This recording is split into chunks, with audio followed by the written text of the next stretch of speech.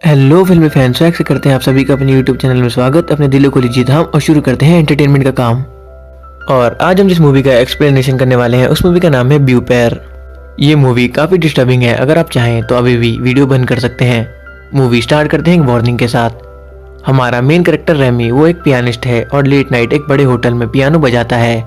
उसे इसका शौक भी है और मजबूरी भी। वो बताता है कि उसने एक टारगेट लिया था सक्सेस होने का 30 से पहले, और अब वो 29.5 का है और 6 महीने ही बचे हैं उसके 30 के होने में। और वो अपनी जॉब से खुश था, लेकिन उसे हफ्ते में पैसे मिलते थे, वो भी बहुत कम, और वो कुछ नहीं बोल सकता था वरना उसे नौकरी से निकाल दिया जाता। फिर वो बताता है कि सबकी वाइफ उनके हस्बैंड का इंतजार करती है, लेकिन मेरी वाइफ। तभी सीन कट होता है। रेमी की वाइफ तैयार हो रही थी। वो एक मॉडल थी और रेमी उसका दूसरा हस्बैंड। उसके पहले हस्बैंड से उसकी एक डॉटर भी थी जिसका रेमी बहुत ख्याल रखता था। रेमी की वाइफ तैयार हो रही थी जाने के लिए। रेमी उसके पास आता है और कहता है कि आज मैं तुम्हारे लिए जल्दी उठा हूँ। रेमी की वाइफ कहती है क्यों? रेमी कहता है कि मैं तुमसे ढंग से मिल भी नहीं पाता, हम एक दूसरे का फेस भी नहीं देख पाते। तुम सुबह अपने काम पे निकल जाती हो और मैं रात में। रेमी की वाइफ कहती है लेकिन तुम फिर भी ना के बराबर ही कमा पाते हो। रेमी की वाइफ उससे नाराज रहती है क्योंकि वो अब मॉडलिंग के लिए काफ़ी ओल्ड हो गई थी और अब वो दूसरा काम ढूंढ रही थी और रेमी उसकी हेल्प नहीं करता था। और उसे रेमी का पियानो बजाना भी कुछ पसंद नहीं था क्योंकि उससे घर नहीं चल पाता था। रेमी को अपनी वाइफ पे शक था कि वो अपने फोटोग्राफर को डेट कर रही है। रेमी की वाइफ इस टॉपिक पे कुछ नहीं कहती और वो बस ये चाहती है कि रेमी को कोई अच्छा काम मिल जाए। उसे उसके पियानो पे भरोसा नहीं था। रेमी अपनी वाइफ को कहता है कि तुम्हारी पहले भी शादी हो रखी है और तुम्हारा बच्चा भी है, लेकिन मुझे कोई दिक्कत नहीं है, लेकिन हमें इतना टाइम हो गया है, तुमने मुझे बिल्कुल टाइम नहीं दिया है, यहाँ तक कि मैंने तुम्हें आज तक नेकेड भी नहीं देखा। रेमी की वाइफ उसकी बातों पे ध्यान नहीं देती। रेमी कहता है प्लीज आज मत जाओ, हम अच्छा टाइम स्पेंड करेंगे साथ में। रेमी की वाइफ उसकी बात नहीं सुनती है। वो जा रही थी और वो कहती है तुम्हारी कार में पेट्रोल है? रेमी कहता है नहीं शायद। रेमी की वाइफ कहती है तो पैसे दो।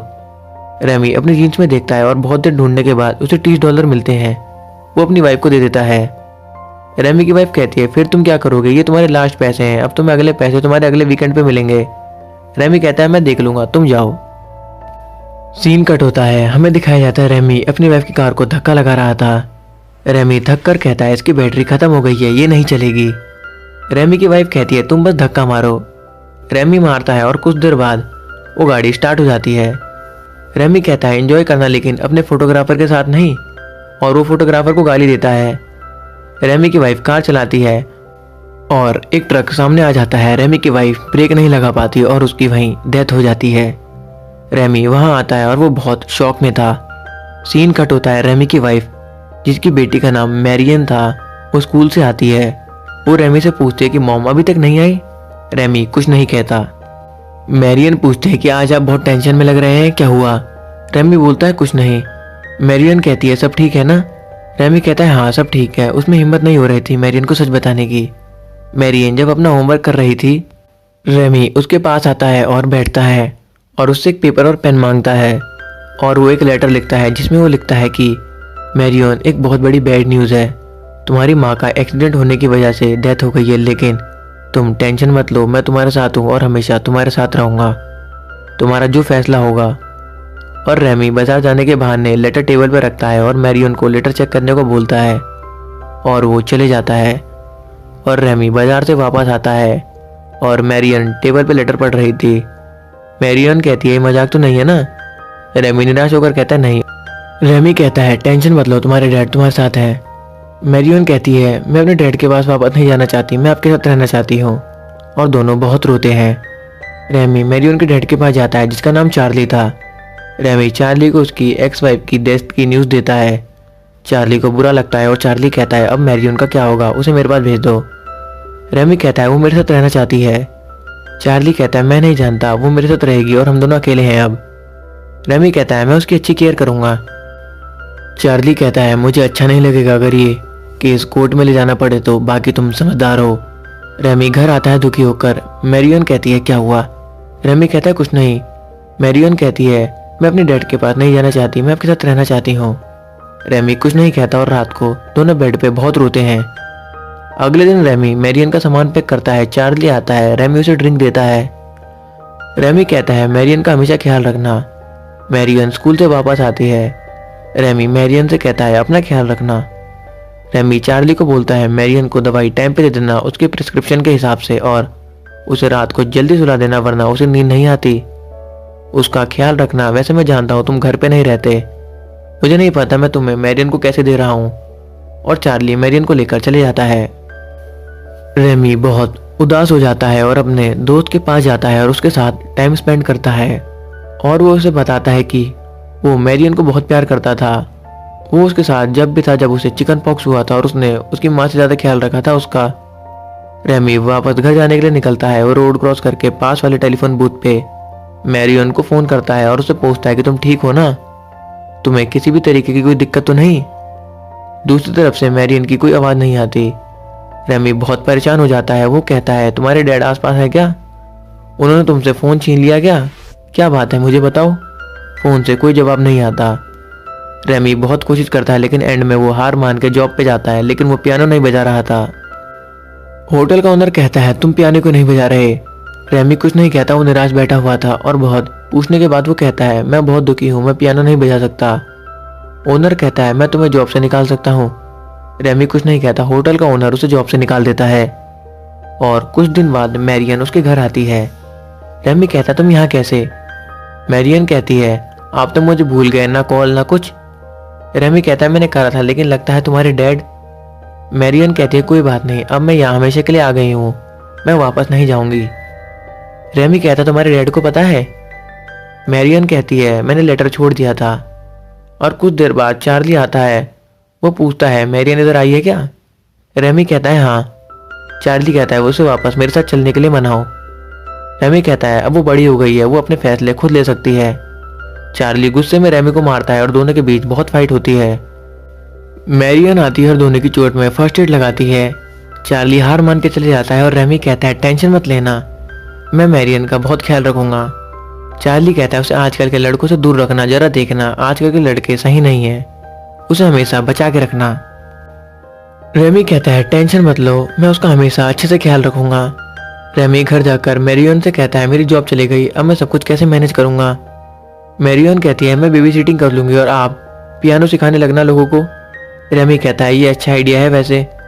और रेमी बच्चों को पियानो बजाना सिखाता है और रात को रेमी मैरियन को भी पियानो बजाना सिखाता है और दोनों एक साथ पियानो बजाते हैं। कुछ दिन बाद रेमी बुक पढ़ रहा था। वो मैरियन को बुलाता है और कहता है कि आज से तुम्हारा बेबी सिटिंग बंद, क्योंकि तुम्हारे मार्क्स बहुत कम आए हैं और मैं नहीं चाहता तुम पे कोई प्रेशर रहे, तो अब तुम बेबी सिटिंग बंद कर दो और पढ़ाई में ध्यान दो और लाइफ एंजॉय करो। मैरियन उदास हो जाती है और जा रही थी। रेमी कहता है कल तुम 15 मिनट और सो जाना, मैं ब्रेकफास्ट बना दूंगा, तुम रेस्ट करो, तुम्हें प्रॉपर टाइम नहीं मिल रहा है। मैरियन बहुत उदास हो जाती है। रेमी उसे वापस बुलाता है और कहता है क्या हुआ, तुम उदास क्यों हो, तुम मुझे बता सकती हो। मैरियन कुछ नहीं बताते लेकिन रेमी के फोर्स करने के बाद मैरियन कहती है मेरे मार्क्स बेबी सिटिंग की वजह से कम नहीं आए, मार्क्स कम इसीलिए आए क्योंकि मैं हर पल तुम्हारे बारे में सोचती हूँ। मैं स्कूल टाइम में बस यही सोचती रहती हूँ कि तुम अभी क्या कर रहे होगे और मैं हमेशा बस घड़ी देखती रहती हूँ कि कब टाइम हो और मैं तुमसे मिलूं। रेमी कहता है तुम कहना क्या चाहती हो, मुझे समझ नहीं आ रहा। मैरियन कहती है मेरी हिस्ट्री में 0 नंबर आए तुम्हारी वजह से, क्योंकि जब टीचर मेरे से क्वेश्चन पूछ रहा था तो मैं बस तुम्हारे बारे में ही सोच रही थी, मैं तुमसे फिजिकली अट्रैक्ट हो गई हूँ। रेमी कहता है ये तुम क्या कह रही हो, तुम होश में तो हो, तुम क्या कह रही हो। वैसे भी ये सब इस उम्र में कॉमन है क्योंकि तुम मेरे साथ ज़्यादा रहती हो और हिस्ट्री तो वैसे भी बोरिंग सब्जेक्ट है, तो ये कॉमन है, तुम गलत मतलब निकाल रही हो बस। मैरियन कहती है मुझे इंग्लिश, मैथ और फ्रेंच में भी ये सब होता है। रेमी कहता है चुपचाप अपने रूम में जाओ। मैरियन कहती है मैं यहाँ सोना चाहती हूँ तुम्हारे साथ और तुम्हें फील करना चाहती हूँ। रेमी कहता है तुम पागल हो गई हो क्या, तुम ये क्या कह रही हो, तुम होश में तो हो, चुपचाप अपने रूम में जाओ। मैरियन चली जाती है। रेमी को बहुत गुस्सा आता है और सुबह लंच के टाइम मैरियन रेमी से कहती है मुझे पक्का तुमसे फिजिकल अट्रैक्शन है, मुझे कल साइन दिखे। रेमी कहता है कैसे साइन। मैरियन कहती है मैं जब भी तुम्हारे पास रहती हूँ तो मेरी हार्ट बीट बहुत तेज हो जाती है और मैं सांस भी बहुत तेजी से लेती हूँ, ये सारे साइन हैं। रेमी कहता है अपनी पढ़ाई में ध्यान दो, इन सब फालतू बातों में नहीं। मैरियन कहती है मैं बच्ची नहीं हूँ, अब मैं बड़ी हो गई हूँ, मैं एक वुमेन हूँ। रेमी कहता है ये तुम क्या कह रही हो। मैरियन कहती है मुझे तुम्हारे साथ बहुत अच्छा लगता है। रेमी को गुस्सा आता है। रेमी अपने दोस्त के पास जाता है और गुस्से में पियानो बजाता है और जब वो घर वापस आता है वो अपने रूम में जाता है और लाइट्स ऑन करता है। मैरियन नेकेड रेमी के बेड पे लेटी हुई थी। रेमी कहता तुम पागल हो गई हो, ये क्या है, तुम मेरे बेड पे नेकेड क्यों हो, तुम चाहती क्या हो? मेरियन कहती है मैं तुम्हारे साथ सोना चाहती हूँ, तुम्हारी बॉडी को फील करना चाहती हूँ। रेमी कहता है अपने बेड पे वापस जाओ। मेरियन कहती है नहीं, मैं यहीं सोऊंगी। रेमी कहता है जरा सोचो, अगर मैंने कंट्रोल खो दिया तो क्या होगा? मेरियन कहती है कुछ नहीं होगा, मैं यहीं सोऊंगी। रेमी कहता है पहले कपड़े पहन कर आओ। मेरियन कपड़े पहन कर आती है। रेमी कहता है सिर्फ 15 मिनट और तुम यहाँ रह सकती हो, और उसके बाद तुम चुपचाप अपने रूम में चले जाना। रेमी फिर बेड पे न्यूज़पेपर पढ़ता है। मेरियन बोलती है मैं अब बच्ची नहीं हूँ, बड़ी हो गई हूँ। मेरे बॉडी पार्ट्स अब बड़े हो गए हैं और अब मैं वुमन बन गई हूँ और मैं तुम्हारे लिए फील करती हूँ और मैं जानती हूँ तुम भी मेरे लिए फील करते होगे। रेमी कहता है 15 मिनट हो गए और अपने बेड पे जाओ। मेरियन कहती है मैं यहीं सोऊंगी और वो उसके क्लोज आती है। रेमी गुस्से में उसे धक्का देता है और कहता है चुपचाप अपने रूम में जाओ, मैं आखिरी बार बोल रहा हूँ। मेरियन चली जाती है अपने रूम में। अगले दिन स्कूल में मेरियन बहुत उदास बैठी थी। टीचर आता है और कहता है मैं तुम्हें बहुत दिन से नोटिस कर रहा हूँ, तुम बहुत उदास और गुमसुम बैठी रहती हो और ना तुम्हारे फ्रेंड्स है और ना तुम किसी से बात करती हो। तुम्हें कोई प्रॉब्लम है तो बताओ। मेरियन कुछ नहीं कहती और प्रिंसिपल मेरियन के पेरेंट्स को बुलाता है और रेमी और चार्ली आते हैं। प्रिंसिपल कहता है मेरियन को क्या हुआ है और आप में से उसके डैड कौन है? चार्ली कहता है मैं हूँ। प्रिंसिपल कहता है फिर आप कौन है? रेमी कहता है मैं उसकी माँ हूँ। प्रिंसिपल कहता है देखिए मेरियन बहुत अकेली रहती है, उसे आप कहीं दूर ले जाइए घुमाने ताकि उसका मूड चेंज हो जाए, उसे किसी माउंटेन वाले एरिया पे ले जाइए, अच्छा रहेगा। रेमी कहता है चार्ली ले जाएगा। चार्ली कहता है ठीक है, लेकिन मेरा नया बार खुलने वाला है तो मुझे वहाँ जाना है, तुम ट्रेन में रात को मेरियन को छोड़ देना, मैं ट्रेन में उसे मिल लूंगा। चार्ली कहता है ठीक है। रेमी मेरियन को ट्रेन स्टेशन में छोड़ने जाता है। मेरियन उदास हो जाती है। मेरियन कहती है बुरा ना मानो तो एक बात पूछूं? रेमी कहता है पूछो। मेरियन कहती है मैं जा रही हूँ, प्लीज अब मना मत करना। रेमी उसे उदास होकर किस करता है और रेमी ट्रेन से उतर जाता है और मेरियन ट्रेन की विंडो से स्माइल देती है। रेमी घर जाता है और घर में उसका मकान मालिक आता है, वो उसे घर से निकाल देता है रेंट ना देने की वजह से। रेमी अपने दोस्त के घर में अपना सामान शिफ्ट करता है और कुछ दिनों तक वो वहीं रहता है। एक दिन वो डिनर कर रहा था, उसके दोस्त को फोन आता है और वो फोन मेरियन का था। उसका दोस्त वो फोन रेमी को देता है। रेमी कहता है मैं तुम्हें बता नहीं सकता मैं तुम्हें कितना मिस कर रहा हूँ। मेरियन कहती है मैं भी, आई लव यू, कल क्रिसमस है, मैं चाहती हूँ क्रिसमस किस मिल जाती तो मजा आ जाता। रेमी कहता है मैं तुम्हें बहुत बड़ा सरप्राइज दूंगा क्रिसमस पर। और अगले दिन वो मेरियन के होटल आता है, वो उसे कॉल करता है। मेरियन आती है और दोनों कार में किस करते हैं एक दूसरे को और दोनों रूम में जाते हैं। मेरियन कहती है डैड कुछ देर में यहाँ आएंगे और वो कुछ देर बाद वहाँ से वापस चले जाएंगे। मेरियन रेमी को $100 देती है और कहती है शेविंग कर लेना और दोनों किस करते हैं। सीन कट होता है, मेरियन रूम में आती है, रेमी नेकेड सो रहा था। मेरियन कपड़े खोलती है और रेमी के पास जाती है और रेमी उठता है और दोनों फिजिकली इंटीमेट होते हैं। और सीन कट होता है, रेमी कार से वापस जा रहा था। वो अपने आप से कहता है अपनी मरी हुई वाइफ से मुझे माफ कर देना, तुम वैसे समझ रही होगी क्या हुआ था, मैंने बहुत कोशिश करी थी लेकिन तुम मुझे जानती हो मैं कोई हीरो नहीं हूँ और ना मुझे बनने का शौक है, लेकिन मुझे अब बहुत बुरा लगता है, लेकिन मैं तुमसे वादा करता हूँ मैं मेरियन का हमेशा ख्याल रखूंगा, वो मेरी जिम्मेदारी है। कुछ दिनों बाद रेमी मेरिसन को स्टेशन से लाता है। रेमी उससे बहुत दूर रहने की कोशिश करता है। वो उसे अपने घर पर ले जाता है जो बहुत पुराना और खराब हालत में था। रेमी कहता है तुम इस घर में कोई दिक्कत तो नहीं? मेरिसन कहती है नहीं।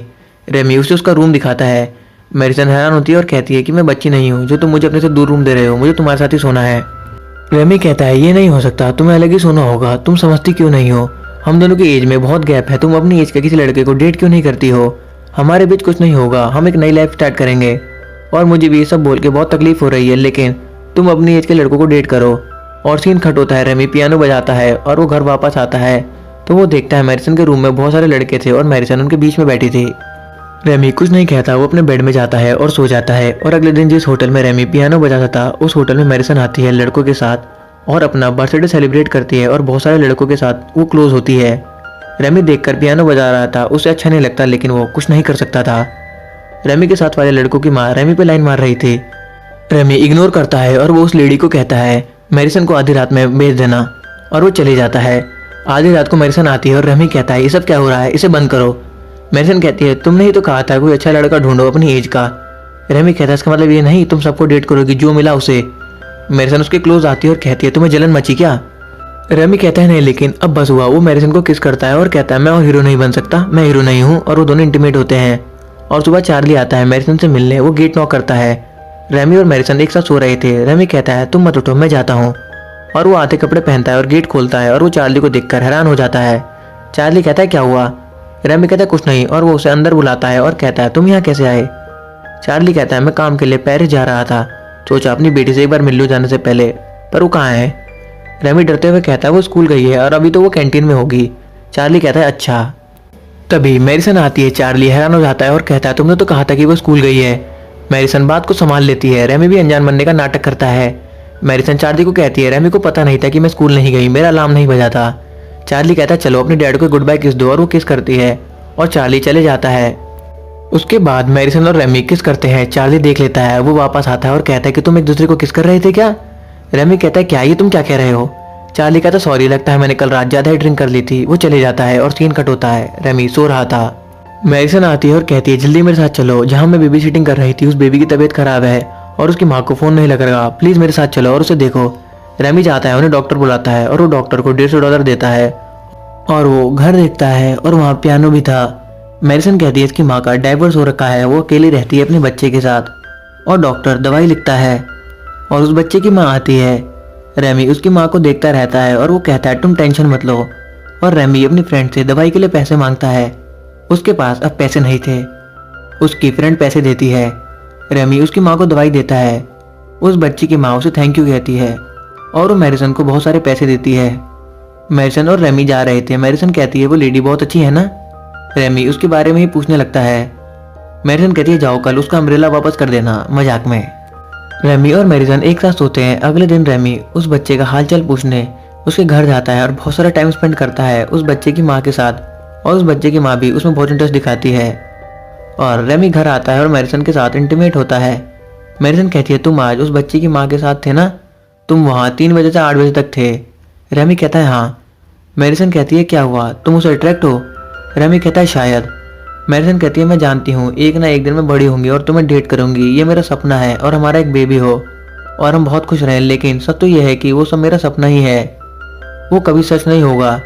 तुम्हें और मुझे बहुत तकलीफ होगी, हर टाइम सोच के देखो कैसा लगेगा। मैं जानती हूँ अब मैं बड़ी हो गई हूँ, मैं चाहती हूँ हम दोनों एक न्यू लाइफ स्टार्ट करें, लेकिन मैं तुम्हें कभी भूल नहीं सकती। और वो बहुत रोती है।